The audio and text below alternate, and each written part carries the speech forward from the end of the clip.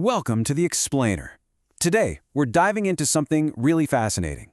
We're going on a journey into homegrown Korean philosophy to see how two incredibly profound ideological systems, Donghak thought and Daesun thought, completely redefine the very ground we walk on, and, in doing so, how they forged a totally unique path into the modern world. So, let's kick things off with a pretty massive question. Did modernity only come from the West? For the longest time, the standard global narrative has just assumed that becoming modern meant adopting an exclusively Western, highly materialistic framework. But what if there was another way? What if a culture could actually generate its own modernity from within, based on completely different philosophical foundations? Well, that is exactly what we are going to explore today. Here's a quick roadmap for our explainer today. We'll be covering 1. What is autogenous modernity? 2. Donghak thought and Gihwa. 3. Daesun thought and Jori. 4. Effort versus cosmic success. And finally, 5. A new modern paradigm. All right, jumping right into Section 1, what is autogenous modernity? The word autogenous, well, it basically just means self-generated. So we're talking about a version of modernity that bubbles up from an internal, homegrown ideological system. It's distinctly separate from foreign Western imports. And crucially, it inherently includes a strong, built-in criticism of purely material civilization. So it's not just about technological advancement, it's about imagining alternative futures based on entirely different foundational values. To really wrap our heads around this, we have to look at what's called their Earth view, or Jiguan. In these philosophies, the land isn't just, physical dirt or real estate waiting to be exploited. Jiguan is a perspective that actually elevates the Earth, treating it as a vital, active, living organ within the entire cosmic structure of heaven and Earth. The land itself plays a superactive role in how human beings achieve balance. Moving right along to Section 2, Donghak thought and Gihwa.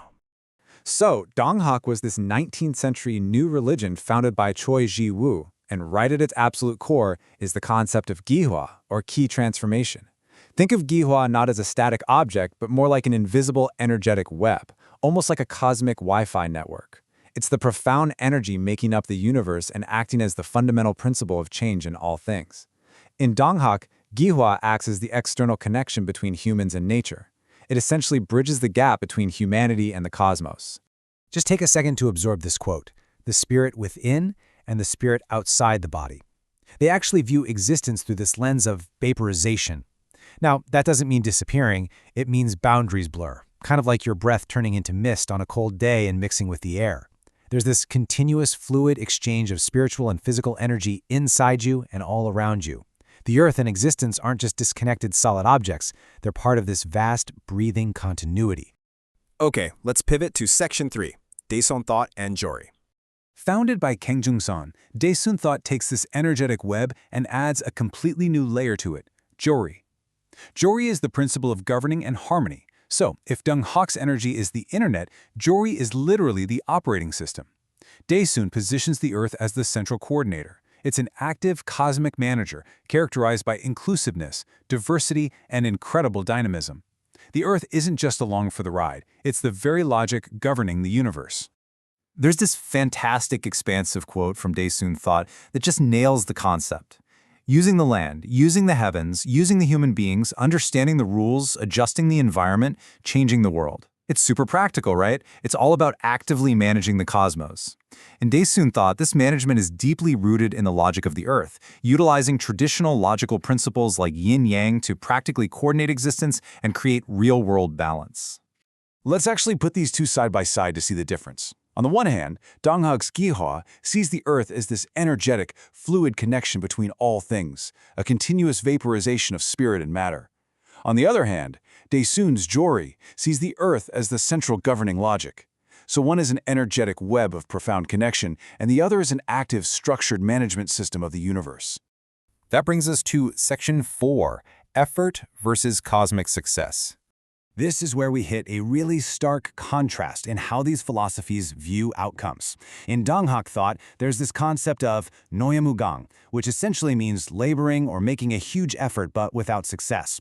It's kind of a somber, reflective acknowledgement of human limitations, trying your absolute hardest but just not reaching the ultimate goal. But then, contrast that with Daesun's Chunji Sunggong, success in heaven and earth. This is this incredibly optimistic, high-energy concept representing the ultimate achievement, where earth and sky unite in yin and yang to literally realize heaven on earth. So, what's the actual takeaway here for building a modern society? Well, for Donghak, it creates this very self-reflective modernity that honestly acknowledges an unstable future and our very real human limitations. Daesun, though, it pushes for a complete modernity. By leaning heavily into Qi virtue, which is the active, managing virtue of the earth, it presents a path meant to actively engineer a life of safety and security, effectively bringing that heavenly success right down to everyday human existence. And finally, Section 5, a new modern paradigm.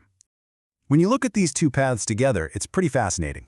Donghak is laser-focused on internal, critical thinking for short-term social goals aimed at exploring alternative future prospects.